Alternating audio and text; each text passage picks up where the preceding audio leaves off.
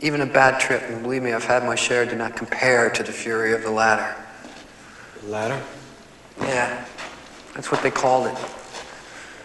A fast trip straight down the ladder, right to the primal fear, right to the base anger. Anyway, there was this big offensive coming up, right? Everyone knew it. Time Magazine, Huntley Brinkley, and the brass was scared, man, because they knew we couldn't win. Morale was down, it was getting ugly in the States. Hell, you remember. Yeah.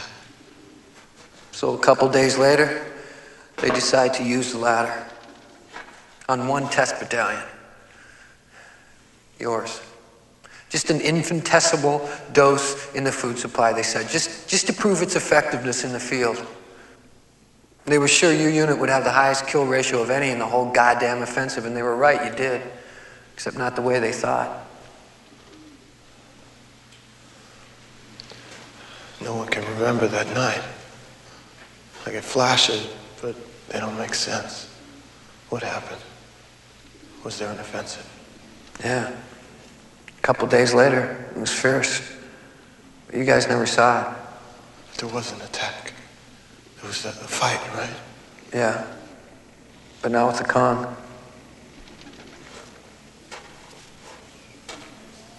With who?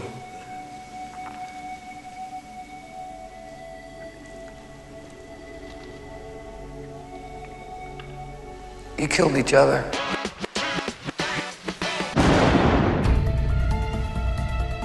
It's Two Dads One Movie, Shocktoberfest, a celebration of the spookiest movies of the 80s and 90s. Now here are your hosts, Scary Steve Paulo and Nightmare Nick Brianna. Hello everybody, it's another episode of Two Dads One Movie. I'm Steve. And I'm Nick. And today we're talking about the 1990 psychological thriller, Jacob's Ladder, as part of this is the second episode of our Shocktoberfest. I don't know if that sounds cool or not, but that's how I'm going to say it. I think we can add a lot of effects and post. I got to do reverb. Yeah, I got to make it sound like a rock concert. But yeah, this is our second episode of Shocktoberfest. We regaled you with the story of A Nightmare on Elm Street last week. And this week we're looking at Jacob's Ladder, which is the 1990 film starring Tim Robbins, Elizabeth Pena, and Danny Aiello about a Vietnam veteran come back from the war and dealing with all kinds of crazy shit. And Nick, you picked this for us. Why don't you tell us a little bit about your history with Jacob's Ladder? Yeah. So, I'd seen this one, I think maybe twice before, and just remembered it just really kind of disturbing me. In trying to think of a film for Shocktoberfest, I was never really into the traditional kind of like monster, serial killer type horror movies, but this was one that I remember like really thinking about a lot after I see it, although I didn't remember a ton from it. So I was refreshing a lot during this watch through, but I thought this is like another approach to like a way to have a film like make you feel terrified. Yeah. You know, you got the Freddy Krueger character, whatever, Jason chasing you, or you have something like this where it's like your own mind is basically torturing you. Right. Yeah. That's one of the classic, conflicts of fiction, right? There's like man versus nature, man versus self, right? Right. And this is clearly a man versus self category. Yeah. And I always like, Tim Robbins, like he had a stretch there in the early 90s. Holy moly. From the mid to late 80s, you go at least back to Bull Durham and then go up from there. Like, yeah, absolutely. I mean, he was really on fire. So you get some of the best Tim Robbins in this. Yeah, he's incredible in it. For some reason, I remembered Danny Aiello as Danny DeVito when I was like watching it, but it might have been that also Jason Alexander's in it too. Yes, so I was like, okay, it's a Danny something O, and it's like a short, fat, bald guy. It's got to be one of those. But yeah, I mean, I think all the supporting cast is really great in this, and it's just an interesting, different type of movie than we've done so far. For sure, yeah. And I think on the topic of supporting cast, I want to mention, because I saw him in the credits, and then I could not figure out who the heck he was. One of this particular actor in this movie had a character with like a first name only kind of thing, and it didn't seem like it was one of the kind of squad, platoon mates or whatever from Nam. But Kyle Gass, the other half of Tenacious D, along with Jack Black, is in this movie. He's I think the second to last credit in the credits is Kyle Gass, and I confirmed it is absolutely the same man. Interesting. But I couldn't tell you where in the movie he was. I thought for a second that he was the former platoon mate who finds Tim Robbins' character Jake and like talks to him, but that guy's name was Paul, and so like that's not the character. It was something else. Also, kind of on the topic of supporting cast, big uncredited part in this one, as Macaulay Culkin does not appear in the credits. Looked into it a little bit. Sounded like maybe it had something to do with his complete piece of shit of a father and some kind of like rights or something. There was something to do with Culkin's dad, why that didn't happen. Yeah, because that would have been a draw. I mean, especially this movie being released a year after Home Alone. Absolutely. I mean, Macaulay, you're going to get all the crossover fans of Home Alone. Maybe it was a good idea, actually. Yeah, I don't know. It's between this and My Girl, this guy had a real weird post Home Alone stuff going on. I didn't know he was uncredited. And also, I did spot like Eric LaSalle was one of his platoon mates, and Ving Two Rhames. Dads, one movie, multiple appearance award winner. At some point, we're going to have to actually talk about who are the actual like spirit animals, totems / mascots of Two Dads, One Movie, and I'm going to throw this out there right now that I have like some early favorites, among them Joe Don Baker, Stephen Tobolowsky, and Keith David. I feel like are real contenders for like that sort of thing. So we'll have to figure that out over time. But yeah, this is the second appearance by Eric LaSalle. Ving Rhames again, also one of the platoon mates, and awesome. And yeah, just like top to bottom, you know, you're recognizing guys and everything. Absolutely.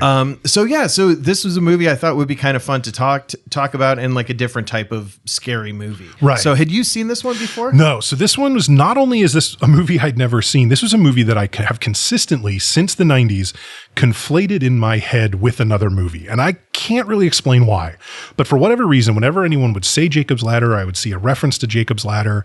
For some reason, I would think of The Lawnmower Man, the movie about like virtual reality that like was based on like a Stephen King short story, whatever. For some reason, I always thought Jacob's Ladder had something to do, was that movie basically. And the funny part about that is that I've also never seen The Lawnmower Man, so I'm not really sure. But in my head, for whatever reason, that picture from like the VHS box of like the virtual reality guy whose head was like too big on the Lawnmower Man box, I would like conflate in my head with the cover of the Jacob's Ladder box, which was the shaking head, sort of faceless demon look, right? You know, that little special effect. Plus, you got the ladder and the lawnmower both appearing in like the back of small Toyota pickup trucks and stuff like that. Like that's a good point. That's construction equipment and landscaping equipment, things like that. So, but for whatever reason, there's that. But no, so I had never seen it. I didn't know it had to do with Nam initially. You know, when you pick one for us that I haven't seen, I almost always go in as blind as possible. Oh, nice. You know, I just try to go in and like whatever you tell us in like the previous episode about like leading up to it. Okay, I know that. But other than that, I try not to see too much about it or read more than the tiniest blurb about it, you know, before I get started. And on this one in particular, I just pressed play and got into it and went, literally my first note is Nam. Yeah. Look at this. It's Nam. Okay. But before we dive into actually talking about Jacob's Ladder, which is good. Yeah, let's go to the facts on Jacob's Ladder. So Jacob's Ladder came out on November 2nd, 1990 with an R rating, a running time of 113 minutes. It is directed by Adrian Lyne and written by Bruce Joel Rubin, which I got to say, if your middle name is Joel, that's an odd middle name to use. I feel like single syllable middle names are kind of just make it the letter. Yeah. Bruce J. Rubin sounds better than Bruce Joel Rubin. Better than BJ Rubin, probably. Right, probably. In high school and stuff when you're getting made fun of by the kids. I feel that. So it's starring, as we mentioned before, Tim Robbins, Elizabeth Pena, and Danny Aiello. Those are the ones I chose to kind of put on there. Really, it's a Tim Robbins joint more than anything. Yeah. Scores, very respectable scores across the board. Rotten Tomatoes, a 72%. That's nice and fresh, definitely above their fresh threshold. And IMDb, a very comparable 7.4, although we kind of should mention like it's comparable obviously in that it's literally similar, but 7, get into mid 7s, that's a hard score to achieve on IMDb. I do believe Jacob's Ladder appears, as have 3 or 4 other movies we've done, in IMDb's top 250 overall scores. Okay. So good for the movie there. And then a new thing we're adding to Just the Facts starting this time, Siskel and Ebert gave it 2 thumbs up. All right. So there you go. Gene and Bob, nice job, guys. There you go. Awards.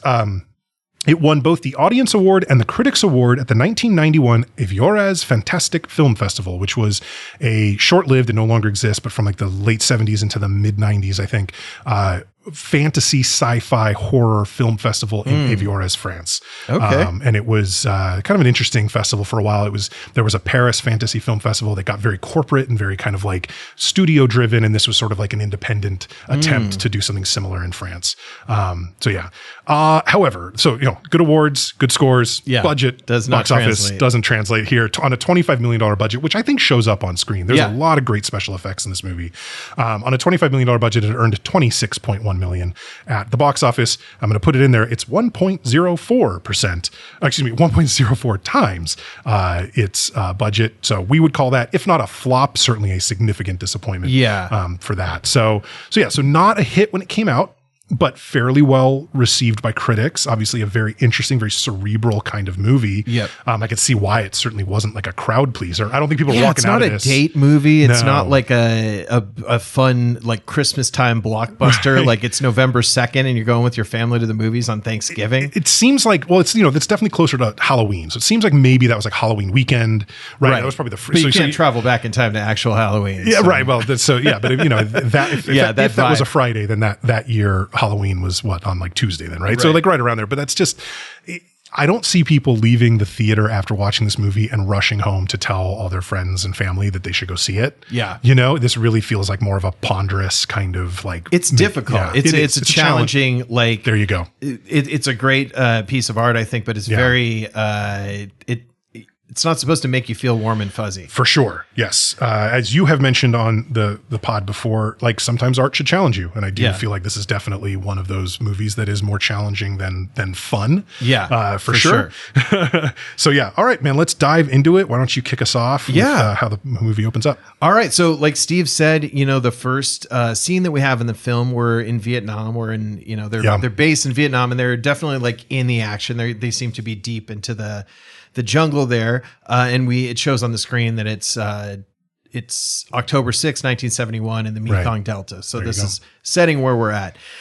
We have Tim Robbins and his various buddies, and they're kind of like just talking shit to each other and joking around, and they're calling him the professor. He seems like he's a revered, maybe a little bit older than the rest of the guys and stuff. Yeah. And, he's looking around for everything he needs, his accoutrement to be able to go take a dump in the woods. Right. So that's kind of how it's starting off, is like they're in this situation. It's not really tense. It's just a kind of oh man, I wish some action would happen. I came here to shoot some guys, kind of like playing cards and talking shit, I agree with you. There is though, like, and I think this is something that we see throughout the film. It starts right off the bat. There is this undercurrent of tension. There is this like everything from the sort of wisps of either if it's like smoke or it's just like some kind of a fog from in the jungle just kind of moves through the scene, kind of, covers people or they're looking, nothing seems settled. Everything seems very tense, very unsettling. It was so funny too, when they did refer to Tim Robbins' character as professor, I just assumed they were making fun of the guy with glasses. Yeah. I didn't later. Know he was like a PhD. Yeah, later did I realize, he actually has a doctorate and was drafted after having become a doctor. Right. And calling him professor made sense. But I was like, oh man, they're really nailing the guy. They're really nailing the four eyes here. Just calling him professor. What a bunch of jerks. And the unsettling thing, honestly, like as a guy who sometimes find myself like really scrambling to get a comfortable situation to go like number two, the way that Tim is, like, that made me a little squirmy in my seat. It's like, oh, I hope this guy finds what he needs to read so he can like get some privacy and take care of this. Yes, exactly. So basically it kind of goes right from that. And also I will say that Tim Robbins loves getting shit from these guys. No, absolutely. They're giving him shit and he's enjoying it. He's like, oh, what else you guys got for me? So it seems like they're all buds. And then it kind of cuts to something's wrong. Just chaos. Yeah. And it's just chaos all of a sudden, and kind of like a ear ringing type situation. Some of the guys look like they're shooting at an enemy. Some of the guys just seem very discombobulated. Right. Some of the guys are like kind of catatonic, just like staring off or like, have weird ticks going on. And there's almost like one of, I think the Ving Rhames character is almost like rolling on the ground, vomiting, kind of like he clearly looks sick. Several of them look like they're clearly sick.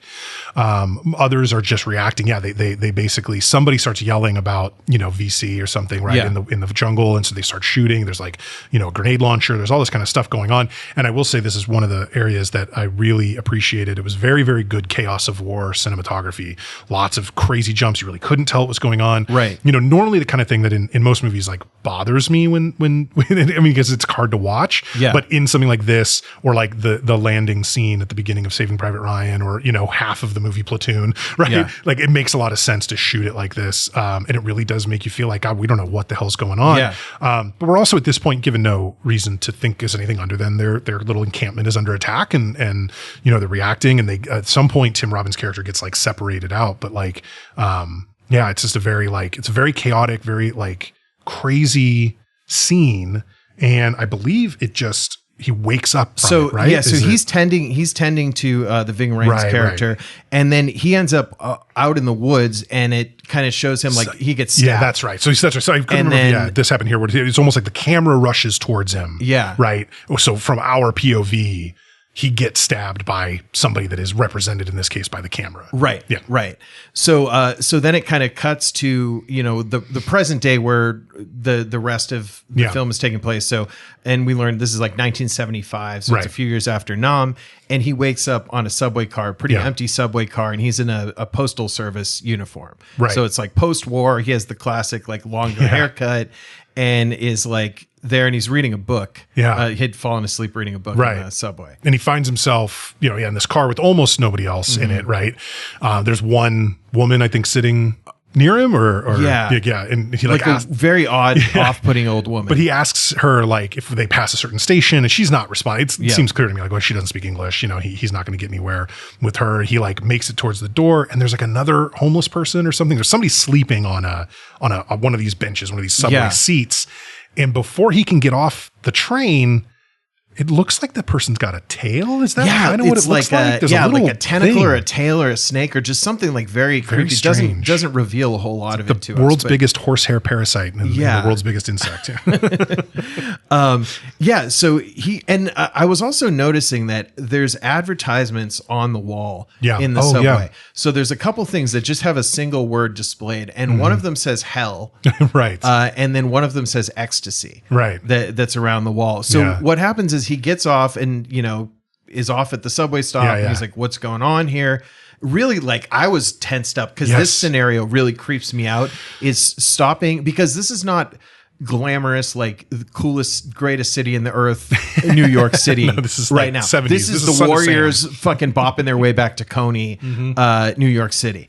So it's fucking grimy. Yeah. Things are broken. Things look messed up. And he gets off the subway station and he's trying to find his way out, and all these gates are closed and everything locked. And he realizes like, oh, this is my stop. Like he sees these signs, it's his stop, and he's trying to get off, and he ends up like walking along the track. Right. He decides, I don't know if there's something he can tell from light or wind or something, that there's an opening on the other side of the platform, basically, like if he was on the other side, which, you can't really get to without crossing the track. And boy, like growing up in the Bay Area, at least, and knowing Bart and the electric rail and all that stuff, like, oh my God, the amount of danger you put yourself in trying to cross tracks is insane. And he did a terrible job crossing the track. He went so slow. Oh my God. I was so like, and he did like step into a big puddle at one point, which obviously is going to like throw you off a little. Like I get that, but he seemed to have next to no urgency to actually get to the other side, and is almost hit by a train because of it. And this was really interesting. This is like the first. So we get that he's woken up on the subway. We see this tail or something on this person. Then as he has to dive sort of to the ground all the way to the side so that the subway train that's coming can pass him without hitting him, he's able to look up at the windows as this train speeds by, and clearly every single window has somebody like staring out at him. Yeah, with like a really creepy ass face. Yeah. They look really strange. Some of them don't maybe even seem to have faces. Yeah. Other of them have strange kind of twisted, features. And it's just like, man, it's clear something's happening, right? Something's not right. This guy's dealing with some shit, and it's bad. Yeah, and he finally makes it home. It doesn't really show his journey home. It's just like, okay, now he's back at his house, and it appears he has a significant other. He has a dog. He seems to have a pretty good situation there. Yeah. His wife is in the shower. Right. Which is good. And a theme, girlfriend. But there's a theme, going on through here where she decides that her character doesn't like to wear clothes very much. And that's a choice by the actress that I really respect. I don't know if it was her choice, the director so much, but she clearly went with it. The actress in question is Elizabeth Pena. She's fantastic in this. And this movie helped me realize, like, in retrospect, I actually had a huge crush on her in Rush Hour. I remember watching Rush Hour several times when I was younger, and she's in that. She's like, Tucker's like old partner, or she works at the police station with him when Jackie Chan comes in. And I always thought she was gorgeous in that. She's obviously not, she doesn't spend half that movie topless, but it's like, she's a very pretty woman and very, an actress, like she's as an actress, she's playing this character in a way throughout this movie that I think is really interesting, where she's clearly both like head over heels in love with Jake, with Tim Robbins' character. Yeah. but also like pretty irritated by kind of what's happening to him. Yeah. And that's a weird place to be in. And you know, it's like, it felt very human the way she was playing. It really character. was. Very, very well done. Yeah, that she didn't find a spot in the middle. Like No, she was going she back really- and forth yeah. between. And I mean, as much as like in the scenario that we're shown now, this is a guy who suffered a lot of trauma in Vietnam Yeah. a few years ago. You have to give a lot of grace to a person like that, but it must also just be Right. incredibly frustrating to deal with them. Yeah. So he ends up having another kind of terrifying Vietnam Right. dream that she wakes him up from. Yeah.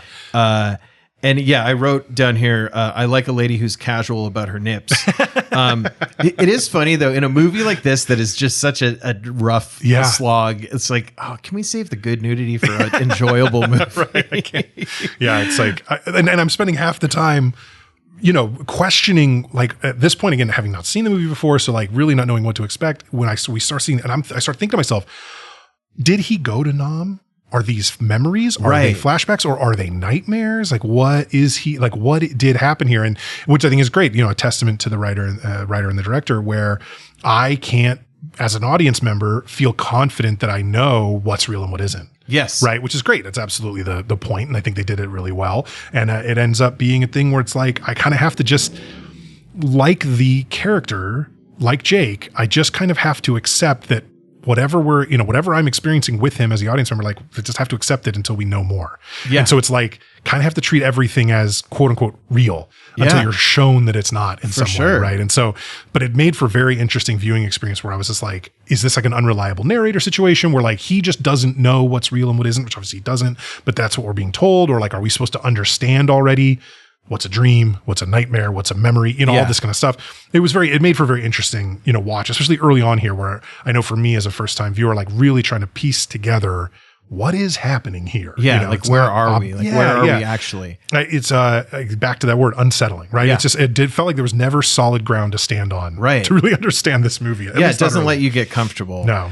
So what happened, she actually has received a bunch of a box full of like photographs, basically, right? Like what it sounds like is that he has he has an ex-wife and 2 sons, and the sons brought by these photographs because his ex-wife was going to destroy them or something. Yeah. That was kind of what it said. Yep. And it's a bunch of pictures of him and his boys and the family and stuff. And he stops on one, and we can tell, I mean, we recognized him immediately. It's Macaulay Culkin playing this character. And she asks him, is that the one that died before you went away to the war? Yeah. And he said, yeah. So obviously he's lost a son at one time. Right. Those 2 burglars got him. That's right. Exactly. Those wet bandits. But yeah, so, he is really affected by this, and he does take the one photo of Macaulay Culkin's character and him and puts it in his wallet, but the rest of them are just there. And it's like kind of freaking him out. And she makes a comment about like, I hate seeing you upset, or I hate anything that upsets you. Yeah. And it's like, okay, but you kind of have to feel don't your emotions. Let go of that. I mean, if you have some like horrible thing happen to you like that, and the memory of your kid who passed away is always going to be associated with a certain amount of pain, you would take that pain forever just to be able to keep that memory alive. And I don't want a photograph of the accident that killed him. Yeah. I want to remember the times that were great, that we were like playing and doing stuff like that. That made very little sense to me. So I wrote very scathing, nasty words in my notebook about Elizabeth Pena's character because she takes these photographs to the incinerator in their apartment building, which is like, I was like, oh my God. It's a very Joe from that? Rounders move. It's worse. This is worse than Joe. It's certainly worse, but it's in the family of of girlfriend behavior that we don't appreciate. This is not Victoria Vennett. This is not one of the good girlfriends we've had over the movies, like, for sure. Virginia Vennett. Darn it, I got that wrong. Whatever. Happy Gilmore. So she puts these photos in the incinerator, and while this is happening, he's going to see his chiropractor, That's right, Louis, Danny Aiello, and this is kind of like his grounding in the film. Like, this is the person that he trusts, the person who can get through to him, the person who can actually help him, it seems. Yeah. And it seems like, it doesn't get into a ton of detail, but he has some really crippling back issues and needs to go on a regular basis just to be able to move around and everything. So he gets like, this is a really nice combo where he gets like a sweet back adjustment right after he had a little action in the shower with his hot girlfriend. Like, and I honestly, at this age, I don't know which I'd prefer. Cause 10 years ago, I'm going shower every time, but now I'm like, dude, a nice back crack. Yeah. How big's the shower? If it's a big enough shower, multiple heads, we're doing this. We're in the shower together. That's that's true. Me and the lovely lady. We're in the shower. If it's like a tiny little tub, shower over If you tub, have to force, I feel if like it's like an airplane and bathroom one of to us get is in going there. to be one of us is going to be uncomfortable and cold that's the whole no time. good. Let's just get that adjustment done instead. That's probably better. But actually, in general, I do think chiropractors are absolutely fucking whack. And I went to one for years and like. Let's just say nothing's better. Yeah. Shout out to Dr. Kwong, my chiropractor. Hey. He is a good one. So yeah, this was kind of funny where so Tim's leaving, I think, his chiropractor's office, right, and he's in his post office uniform, and there's all these women who are kind of like hanging out on the stoop, yep, and they start hollering out, "Hey, Mr. Postman," yeah, right, and they start singing, "Wait a minute, Mr. Postman," which is really kind of a cute scene and doesn't. It's like one of the few bright spots of like random joy in this movie. Yeah. We're like, Timmy's getting hollered at, like this haunted, like tall, lanky, like ultra disturbed Vietnam vet. Yeah. It's like, all you got to do is put on a post office uniform and you're hot to these people. I also think it really just goes to show as a man, if you are, not overweight and over 6'3" and you have blue eyes, people are going to notice you. It doesn't matter what's going on in your head. Yeah. Though that's going to open some doors, I'm none of those things, but that's okay. Yeah. So, but then we get thrown right into some chaos again. Well, but real quick, I want to say, I think this was during the chiropractic adjustment he was having. To this point in the movie, I had been wondering to myself, okay, did he actually get stabbed? Was he actually even was he actually in Nam? What's real? What's not? Like all this kind of stuff. I'm not really sure, but they did at this point. I think while he's with Danny Aiello, you can see the scar. Yeah. He's got his shirt off, so you see this huge scar. Sort of below his lungs on the left side, and it's like, okay, so he definitely was stabbed. Like that's happened, and I feel like I really needed that from this movie at this time. I needed to know that something was true. Confirmation of something. Exactly. Because I knew that I was going to be like dealing all, hour and a half, whatever, plus almost 2 hours about this, like figuring out like what's real and what's not. So being able to get something, it's like, okay. So he definitely sustained, a serious looking wound there in Nam with how big the scar is, everything's like, okay, so that's real. So now after these ladies are kind of hollering at him, he's all of a sudden getting pursued by this car. And it's like, first looks like, oh, somebody accidentally almost hit me, but they're pretty aggressively aiming for him. Well, he's like running down an alley and they're swerving to fill kind of the whole alley. Yeah. And he gets, he ends up being able to dive out of the way. And as the car's driving away again, we get these really creepy faces looking out of the car at him. So it's like the second time, just like the train almost hit him. That's right. Creepy faces. Car almost hit some creepy faces here. Yeah. Pretty wild. So, he knows he's maybe going crazy. Like he doesn't 100% think that this is all definitely real because he knows he's a little fucked up. Yeah. So he tries to go see his doctor, who's like his trusted psychiatrist, who's like at the VA hospital. Yeah. And there's a nurse that he talks to kind of at the intake at the reception desk. I don't know if you recognize that actress. Carmela Soprano's mom. Oh my God, you're right. So we've got Tony's and Carmela's in a couple. But was that also then the woman who played the principal in Uncle Buck? Yes. Molly Russell's Wart. Yeah. Because that's where I recognize her from. But you're absolutely right. She was also Carmela Soprano's mom. Here's a quarter. Why don't you have a rat shoo that thing off your face? Exactly. Go downtown. But yeah, so I wrote down, that's the principal from Uncle Buck without the mole. Clearly that was prosthetic for the John Candy film. Yeah. So she's the nurse tells him there's no record of of that doctor. Yeah. Like, we don't know what you're talking about. You're not in our system. Yep. And he's like, no, like, I know this is where I go. I need to go here. I know where his office is. Let me go back. I'll just walk to his office. It's all good. Like, and then at some point, the nurse kind of leans forward and her nurse's hat falls off, and you see and again, this is what the movie does good at because it's not showing you anything that's super clear. No. It's kind of like what the fuck is that? Exactly. Yeah. And it looks like horns or teeth or something very odd, like growing out of her, something like super abnormal and nightmare-like. Yes. I mean, they've nailed so many nightmare visions so far in this movie, and we're not even that far into it. But I mean, so many like recurring nightmare themes are everywhere here. Yeah. So then Jacob's just kind of like, what the fuck? And he's trying to go. He basically see runs his back, doctor. to where the doctor is, but he busts into the office that he expects his psychiatrist to be in, and there's some other doctor in there, and clearly in a group session. Yeah. 10 or 11 different people all look in various states of needing help.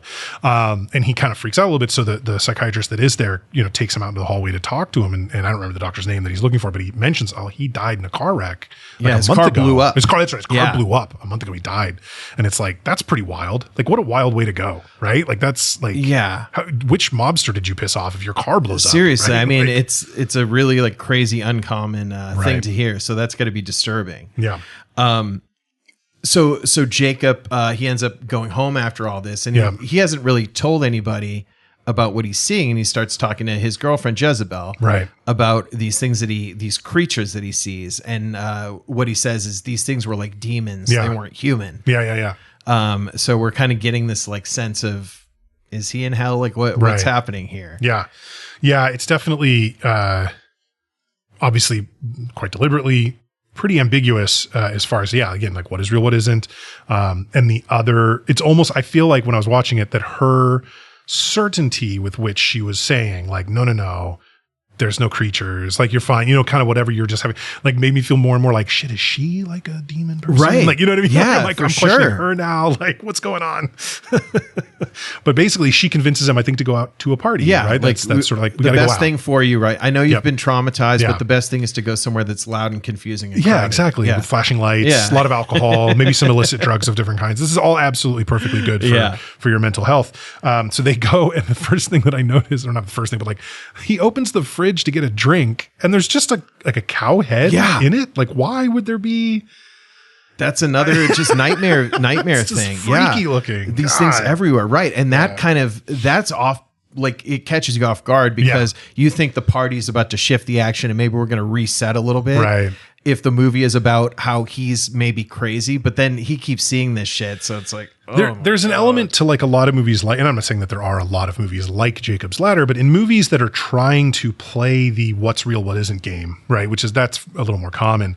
I feel like there's generally a point where the movie really tries hard to give you scenes where nothing weird happens. Yeah. Right. And really tries to be like, okay, there's weird scenes and then there's nothing weird, because, and I can see the purpose behind that of getting the audience to kind of like relax a little and then get shocked with something new. Like, that makes sense.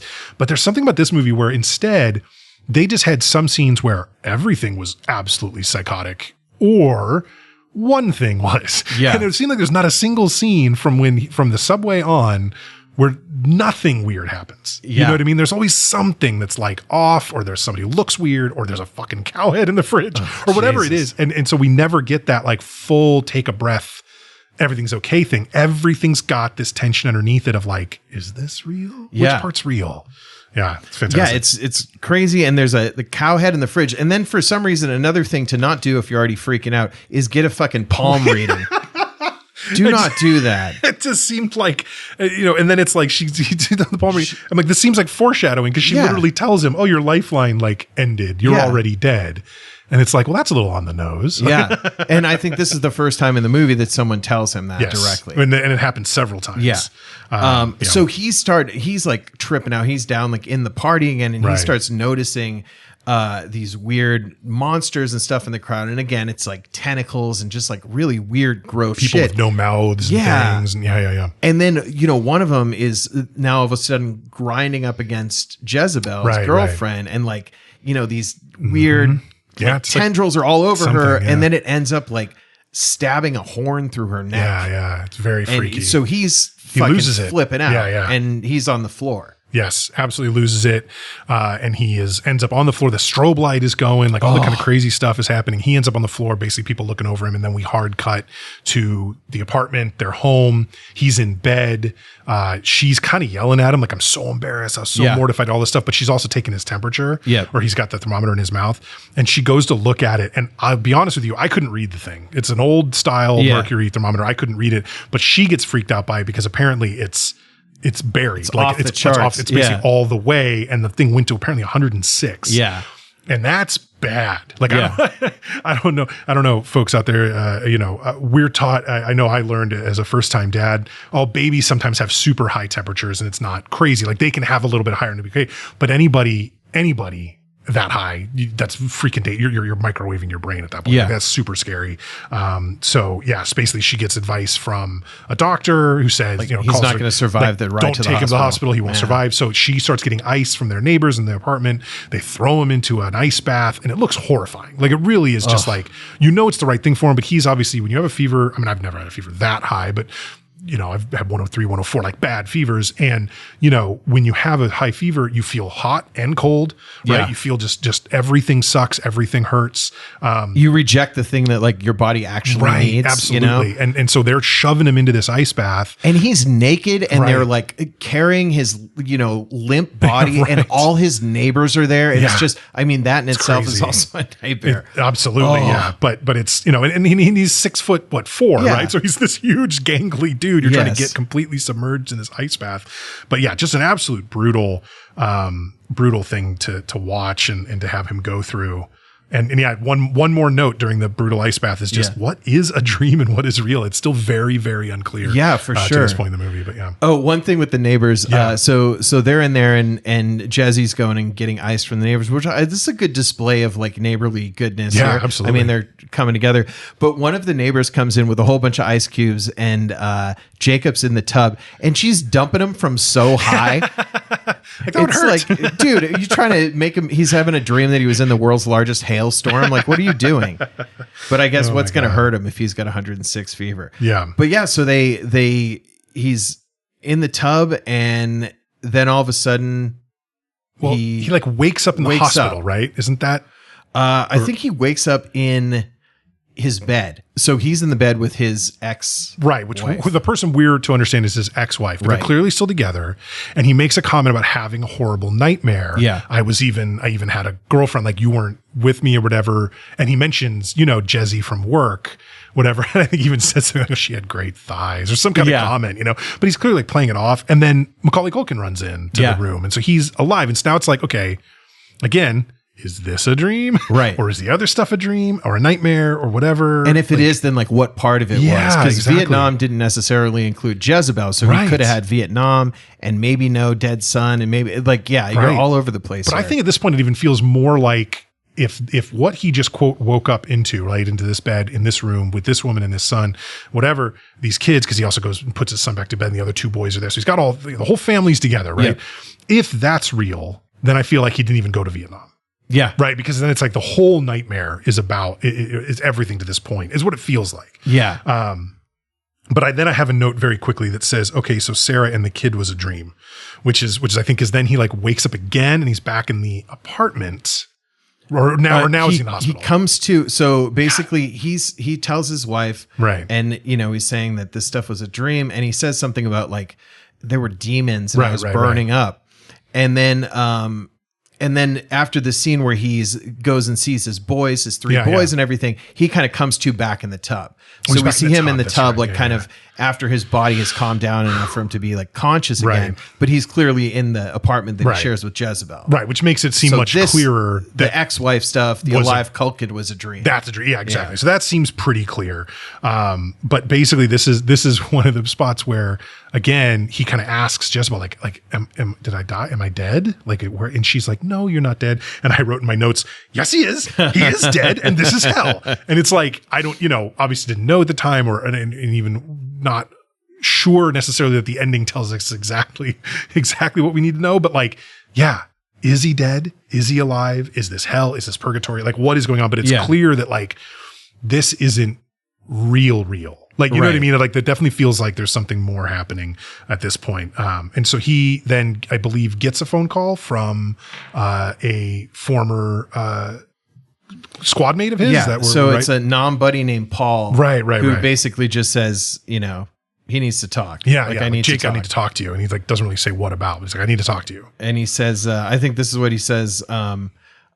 When he meets the guy, right. So he gets together with Paul, because you can't ever just have like the two sentences you need to exchange over the phone. Right. You got to make sure you get together. It's like some dingy bar that serves like bad brisket sandwiches. The phone might be tapped. Yeah, that's true. They might be listening. That's true. Yeah. Hey, that's right. So Paul is basically like, like, I don't know how to say this, but like, I'm going to hell. They're coming after me. Yeah. Creatures, demons. Yeah. He just basically says the exact stuff that Jake's been experiencing. And he, basically corroborates like everything that Jake's been seeing. So he's like, oh my God, well, that's crazy. Like, but they go, he freaks out a little bit in the bar. They go to head out, and they go to Paul's car. Yeah. And he gets into the car, but Jake stops. I can't remember exactly why he said. He doesn't follow him right behind him, right? Isn't he? Right. He's kind of a few steps away. He's like waving goodbye to him. I guess, is what it is. But then Paul goes to turn his car on and it blows up.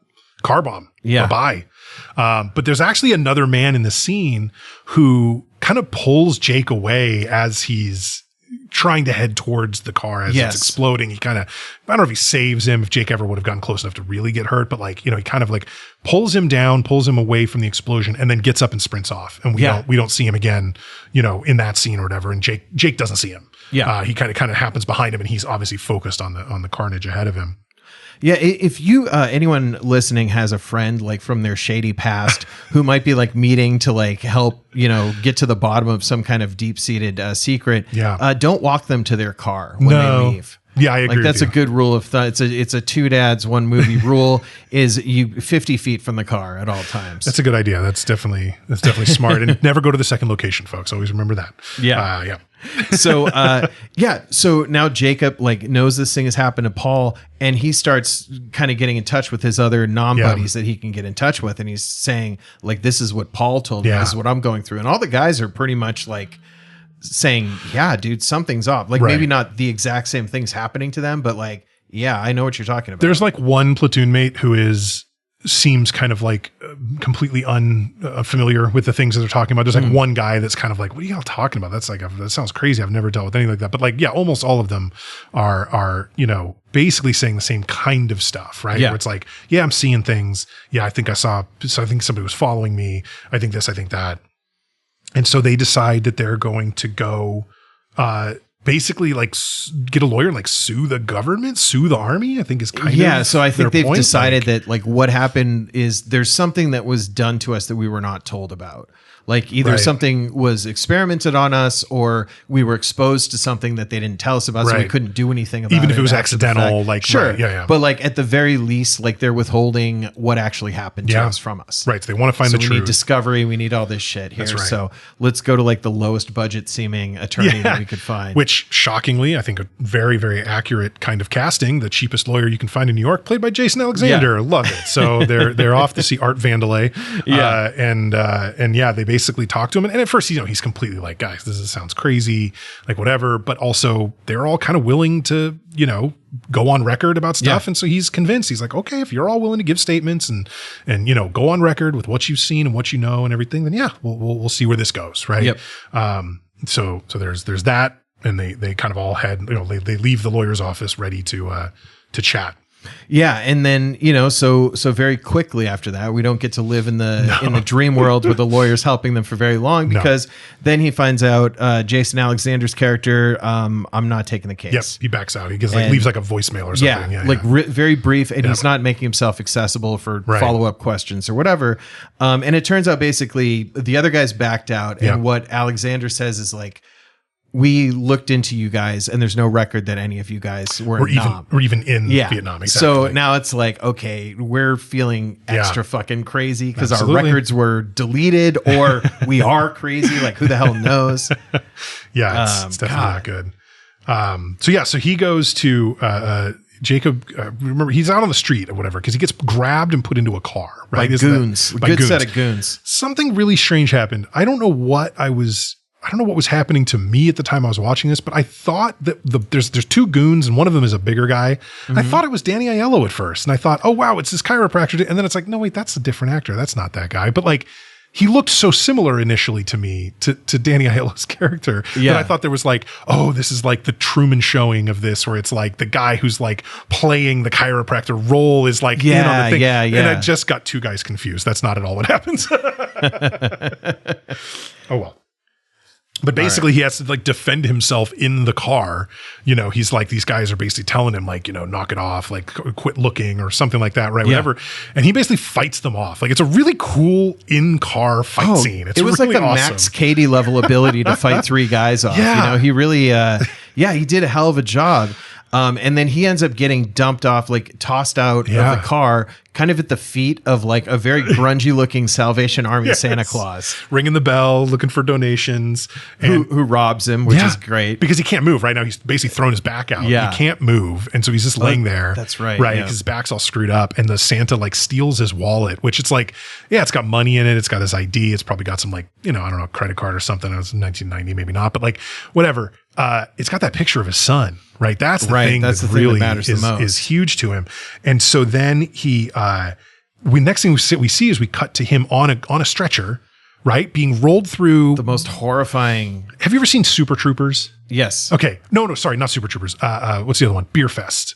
Same guys. Yeah. And they're walking to the Beer Fest games through this bizarre German underground with all kinds of weird shit happening around them. Yes. I now believe that is a direct reference to Jacob's Ladder. Wow.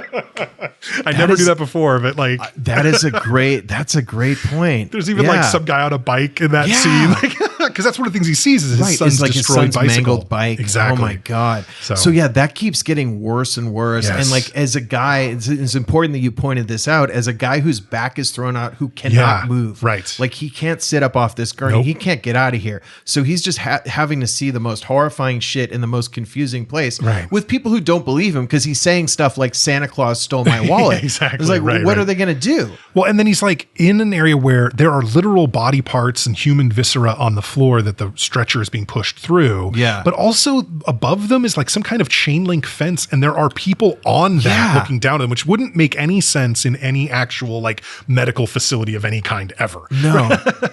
But that was weird. It reminded me of the prison cells in Face Off, where they're in this like cell where you have like a fence top to like keep oh my you God. in. Exactly. Yeah, but it's just like it's so haunting. Yes. And he basically is, restrained on the table. Right. So there's body parts on the floor. Sometimes he's seeing these other visions of like the faceless or this kind of like shaking, vibrating head thing. And he gets restrained on the table, and the doctor, he's like, I want to go home. I want to go home. And the doctor says, this is your home. You're dead. You got nowhere to go. Yeah, you're dead. Yeah. I will say real quick, just like this scene in particular, the sort of vibe of this scene, the just feeling that this scene gives me, was one of the things I read a lot after watching the movie about how the effects in this movie and sort of the vibe of this movie really informed the video game Silent Hill. I don't know if you ever played Silent Hill, but there are like these faceless characters. They're like crazy looking weird nurses. There's a lot of like viscera all over places and, old mental and physical hospitals that you end up having to explore in different ways. And so this scene in particular really gave a mad Silent Hill vibe. Very creepy, very spooky. And it's clear that, the creators of the game were well influenced by Jacob's Ladder. But the crazy thing about this scene, right, after all that stuff we see through, is that the doctor has an assistant. And it's Jezebel. It's Jezzy's girlfriend. It's like, whoa. So now again, I'm taking, like watching this movie, I'm taking mental stock with myself. Is this a dream? Was the other stuff a dream? Is none of it a dream and he is dead and he's in hell and like Jezzy's a demon? Like what is there are so many possible explanations for this and we're not given any of them. Yeah. Right. Which is like, fine, let's just keep watching. But like, it really is like, okay, I am, keeps throwing stuff even at you. more so I'm even more so convinced now that I don't know what the hell's going on. Right. That's the only thing. Any previous theory I had is now getting blown away by this. Yeah. So after the scene, he kind of passes out after like being restrained on the table, and seeing Jezebel is like one of the last things that he sees there. And then he comes to in the hospital, and his ex and the two surviving sons are there visiting him. So now it's like, okay, we're in a world where the Macaulay Culkin character is dead again. And well, they're at the hospital. I think the chiropractor Danny Aiello shows up to be like, get out. You guys are doing it wrong. I love that the chiropractor has the authority to like commandeer a patient, from a real doctor. Right. Which he doesn't. Clearly they're trying to stop him and he just forces his way through. To me, this looked like the beginnings of a new action series, sort of like The Accountant with Ben Affleck. We need the chiropractor starring Danny Aiello as like an action star. Just adjusting everyone. I don't know if Danny Aiello's alive anymore, but like if we could go back to 1990. Hologram Danny Aiello. Danny Aiello III, his grandson. Exactly. Do something. But we could get the chiropractor and get a crazy action scene.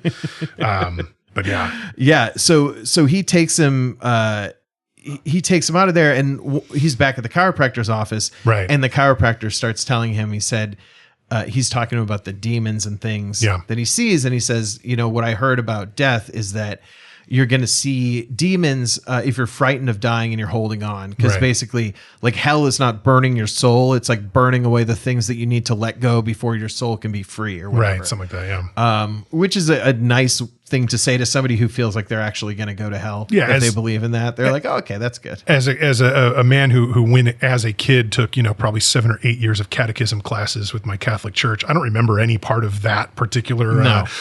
That's not really part of the mythology as far as I remember, but hey, Make whatever up your works. own shit. That's how every religion works, is just do your own version of it. But yeah, so I mean, this is kind of, again, hammering home the point Right. of like what's happening to Jacob. And I think, and this is the point where I feel like it's safe to say at this point, where, that there isn't a possible spoiler alert after this. This gives away the ending. Yeah. Because what Danny Aiello says here is exactly what ends up being true, is that he does need to just let go of the things that he's holding on to so that he can die. I guess the only question I still had at this point was like, okay, either I literally like wrote this down too, like either he's in purgatory, like he has died and is in purgatory and is dealing with that, or whatever is like purgatory, right? Yeah. Or he's not yet dead. Right. But he's going to die. Right. And so, and again, we'll obviously get to the ending at the ending, but like that is basically what the reality is that through all this, he is just on, a stretcher. They're trying to help him. He's still literally in the Mekong Delta. Right. Yeah. But this was when Danny Aiello's character says this. I think the disappointing part for me in retrospect is that this was like only about halfway through the movie, a little over halfway through the movie, but like not that far. I don't know. Yeah, like, we still had a lot of movies to Yeah. kind of know that and still watch the rest of it. And exactly, Yeah. I feel like, unless they were hoping that by saying it then, it would feel like a false lead. You Yeah. know what I mean? Like maybe that was their thinking, but like to me, it made too much sense. It was like, oh, no, that sounds like exactly what's happening. You know what I mean? Like, Yeah, for sure. Especially like watching this kind of with an analytical eye, like knowing that I'm going to be talking Right. about this after the fact, you kind of think about it differently as you're watching True. it rather than like sit back and let it wash over you. No, that's a good point for sure. Yeah. So he, once again, Danny Aiello, the miracle worker, the only good kind of doctor, the chiropractor, gets him walking again. And he's up. Yeah. So, I mean, his back problem just seems atrocious, Oh my like God. that it could throw him off completely. Yeah. So he's going through a box of memories That's that right. he has Yep. at his house. And one of the things that he has is a letter from Gabe. Right. And That's the son that passed. the son Macaulay that Culkin died. character, Yeah. So that was like, a really meaningful thing from him to Yeah. for him to come across here. Yeah. For sure. And then I think this is where he's interrupted. He gets another phone call, basically. Right. And so his non-buddies have all kind of bailed on him. He's alone once again, and he gets a call from this guy who's like, look, I was in Saigon. I was working like the chemical warfare division, top secret stuff, and we ran experiments on your platoon or whatever during that time. And it turns out this is the guy who pulled him away from right. Paul's car bomb. That's right. It's the car bomb guy. They go walking together and end up kind of in a little alley where they can kind of talk privately. And he lays out this whole thing about, we created this drug. It was like a chemical warfare drug. The idea behind it is that it would turn people into super soldiers, that you would get rid of all of your sort of like inhibitions about rage and killing, and it would make American soldiers more effective, right? But when they tested it on POWs, which is horrific in and of itself, they literally ripped each other apart. Yeah. Like it was basically a failure. It was like, well, no, this is so uncontrollable. Right. This isn't going to work. And yet they were like, yeah, but that was a large dose. What if we microdose it? We'll go ahead and use our own guys just to test it out. Maybe it'll work. Well, he tells them, like, you all attacked each other. Yeah. There was no attack on your camp that day. Like, well, you got this dosage in your food and you attacked each other. And that's like all the chaos from that day was you all just going at each other. That's it. And it was horrific. And it's like, and it's just the absolute craziness, just absolute craziness. Yeah. Yeah, I mean, and the way that he kind of described how the POWs acted, that it just seems like when you hear about like chimpanzees like literally ripping a person's face off, like, that people just become violent to a degree that's not like closed fists anymore. It's like we're trying to rip people apart, much more primal, really insane. Yep, absolutely. Yeah, so Jacob's battalion had it, and they all killed each other. Now I forget what happens here. There's something about angels pulling him towards heaven. Yeah, the next thing I have is the doorman, because so he ends up going, but I don't remember yet. Does he talk to somebody in between? Because like literally the next note I have is about Sam the doorman. So he goes to like this other apartment building we haven't seen yet, basically, right? And I don't know if something happened in between talking to the chemical guy and this, but basically he goes, and I thought the doorman looked sus. I was like not sure what to believe about this, but he goes up to the doorman, basically asks like, hey, should I call up to let him know you're coming? Yes. So it seems like, okay, so he's going to visit his like old home, right, where his ex or separated wife, whatever, Sarah, and the two boys he still has, like they live there, right? So he does that and he goes up the stairs or up the elevator or whatever, and he comes in and it's this gorgeous like 2-story townhouse apartment. Oh yeah. Big place. And like a Roy family, not like one of the main people, but like some second cousin would have that place. This is nice. Like the place cousin Greg gets after Tom becomes CEO, you know? But no, like my note here is basically, Mac is back. Is there another nightmare? Because Gabriel, his son, comes down the stairs and it's like, is he dreaming again? Is this a nightmare? Like what's going on? And it was so funny because what I did not realize, and actually looking back, like the thing about Danny Aiello telling him about the demons and the angels and all this stuff, it's like really was pretty late in the movie, later than I realized when we were talking about it a minute ago, because it's like, again, is this a nightmare? Is this a dream? What's happening? And then it's like kind of dawned on me as he was interacting with his son that it's like, oh, I think this is heaven. Yeah. Right? Because now he's in a familiar place, whereas all he had been in were very unfamiliar, very strange places, really, from the subway station. Even his apartment he shared with Jesse was like a little bit of an odd place, but like the subway station, the party, that crazy hospital, like whatever, all these things. And now he's in this space that is a space he knows and a space that he's comfortable in. And then his boy is there. And it's like, oh, well, so this probably is heaven. And that's when we get a couple more flashbacks back to Vietnam. Yeah. A little more detail about the attack on him, who did it. It was one of his squad mates, right? It was clearly an American soldier. It's not like he was attacked by, Viet Cong or anything else. Right. And then he's being like airlifted. They're trying to help him. And it's like, basically that's it. Yeah. Like he's gone. And the guys are kind of walking away from him in like the field hospital, right? As he kind of passes and just said, they say, like he really put up a fight. He put up a fight. He's gone. Yeah. So it's and again, I don't think it counts as a twist ending because I realized many pages ago in my notes, like I had said, no, he's actually dead, which I guess technically at that time he wasn't. During the course of the story of the movie, he is alive. Mm-hmm. He is clinging to life, and it is upon reaching his home and seeing his son who's passed, that's when he goes, oh, okay, I can just let go.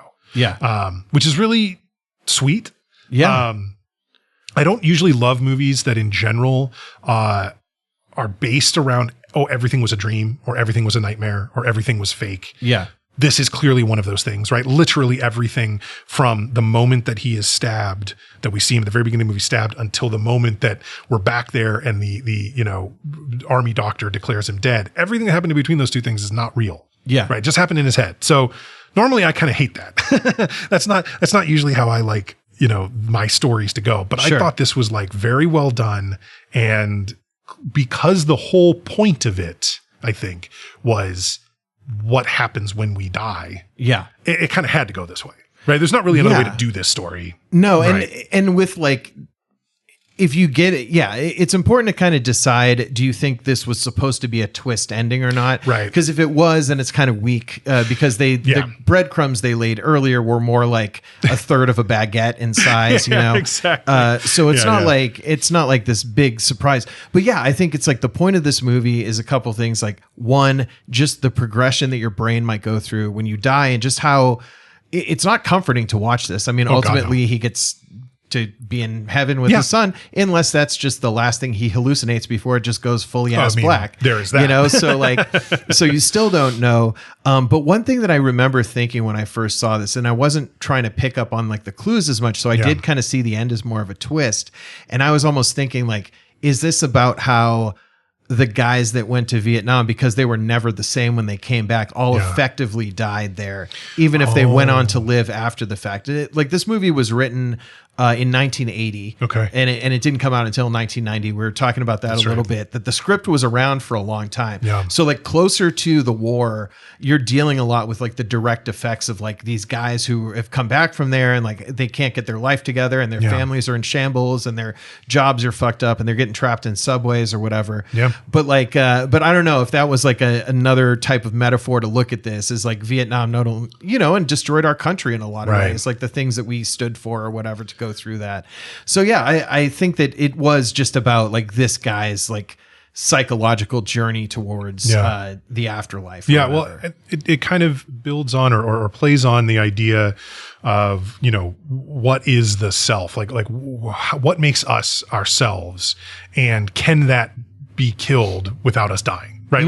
Like are we after the kind of traumatic experience that many of the soldiers who went over to Vietnam had, when they came back, were they in any real sense the same person? Yeah. Right. And what does it mean to be, quote, the same person? We all obviously are always evolving and learning things and changing at least slightly, whatever. But I do feel like I am like the same person that I've been my entire adult life for the most part, outside of the details of, becoming a father, becoming a husband, whatever, different times.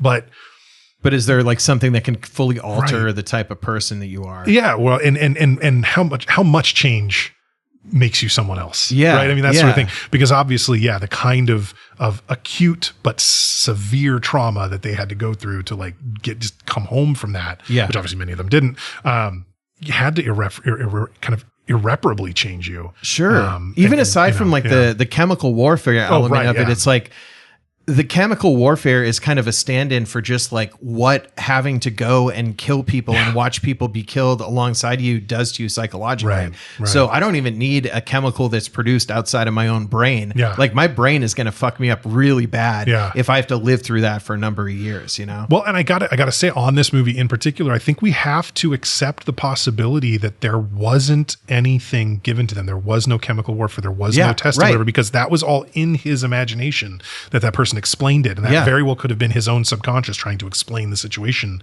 to him. Well, because by 1971, that's for sure going around. I mean, sure. And we know now after the fact, like this is a thing that is done. Like whatever's been, like there's been bits and pieces of this admitted to, but like of course we're going to send hundreds of thousands of people to get killed. We don't care how they get killed. So if we think something's going to give an advantage, we're going to do it. So it might be just like, okay, the guys around here were kind of freaking out a week ago about how there might be some chemicals, and that's part of my post-death hallucination. Right. Yeah. Cause it's like, we almost have to believe that exactly what he was told can't be the truth. Yeah. Right. Because otherwise, like, how would he know? Like, he couldn't possibly know. So it's like, whatever did happen, it seems like that couldn't be it. But I also don't think that was the intention of the screenwriter. Like, I feel like, we, the audience, were supposed to just accept that as fact. Yeah. And it's still, but I'm kind of like, no, I can't trust. This is an unreliable narrator from the beginning to the end. I can't trust anything, because we all know it was in his head while he was laying dying. Like how the lawsuit went sideways with him and his other buddies. So he could never really get any real legal satisfaction that was real. And then this other character dips in towards the end to be like, by the way, I was the scientist. I did all that shit. It was real. You can go ahead and tie that up. So maybe he's just like, oh, I'm thinking about too much stuff as I'm dying. I need to wrap something up. That's probably true. Yeah. Little subconscious loose ends issues. Yeah. All right. Well, that is that's Jacob's Ladder. That is Jacob's Ladder. All right. Well, it's a wild ride. Yeah. Well, this was my pick, so I guess I'll go first here. I'm glad we watched this again. Again, not a fun movie. I'm not gonna bring it out on date night. Like it's not a popcorn flick. It's definitely I hope it's been a while since you've eaten and you don't need to eat soon flick. Really gruesome effects. Like reminds me a lot of like David Cronenberg type stuff where it's really I don't know if you ever saw that movie Existence, which is like has a lot of just grotesque like tentacle alien just gooey shit. It's super well done. I love Tim Robbins, but again, it's hard to like decide how to rate this because it's not a good fun time. No, but I am very impressed at the art that was created. Sure. And what do I do with that? And I think I'm gonna probably wimp out, and I'm gonna give this one a 3.5 out of 5. I think that the Vietnam thing always interested me in movies too. And I like movies where it's not just about Vietnam, where it's part of it. Another great one, Dead Presidents, which we might get to at a time, where it kind of shows like, yeah, Vietnam, but then also this is how it affected these people's lives after they were gone from there. Right. So I like that element of it. So it was a good like sprinkling of it without being a real war movie, although it's kind of a movie about like the effects of war potentially on people. So I'm going to give this a 3.5. I think it's worth watching if you can sit through it. It's definitely it's well done and it's interesting, and I'm not going to watch it again for a very long time. Yeah, it's so funny. I should mention, listener, that Nick and I do not discuss ahead of time before we even get to this point what our scores are for these movies. And so I just think it's funny when this happens, where I also am giving a 3.5 out of 5 to Jacob's Ladder. And for me, the reasoning is kind of similar. It's like, I can absolutely appreciate the film. I do think that outside of Tim Robbins, there's nothing particularly nothing blew me away from the acting standpoint. The script is an interesting story, but otherwise fairly unremarkable as like a screenplay. And then, effects were great. Like I said, I think this was the kind of movie whose effects really inspired other art, in particular the Silent Hill games, clearly inspired by this. And so, lots of great stuff to go around, but like also to me, it matters that I wouldn't really watch it again. It's just not something that I can be like, oh, y'all should go out and watch Jacob's Ladder. It's like, look, if you've never seen it and you have a hankering for like a real mindfuck movie, this is good. It's well done. It will screw with your head. Of course, if you haven't seen it and you just listen to our podcast, you probably don't need to watch it now. So I'm not going to run out and tell people, oh my God, have you guys seen this movie, Jacob's Ladder, from 35 years ago? You got to go see it. So I'm also at 3.5. It's a good movie. It's not a great movie, but it's like well done. And it is an interesting premise. I think they give away too much of what could have been the twist too early. They kind of hint at it too aggressively. And I think it would have been much better to like not give us any indications that he's maybe dead until the very end and then just drop it on us like a bomb. That would have been very interesting and probably would have gotten me up to like a 4 so. We're doing an outdoor movie night. We're either doing Moana 2 or Jacob's Ladder, family friendly. So we'll watch it again and decide. Just make sure it's like right around Halloween. You got the fog machine going. Let's make it as spooky as possible for sure. So, okay. So the two dads are 7 out of 10 on Jacob's Ladder. All right. Well, that was cool. A good spooky one. The second one of Spooktober. And Steve, you were picking again. You're picking your second scary movie for us. I am. It is Shocktoberfest. And I'm trying to rebrand. I'm going sideways here. It's all good. So this is our first theme month, Shocktoberfest, where we are sticking with the spooky and the scary for the entire month of October.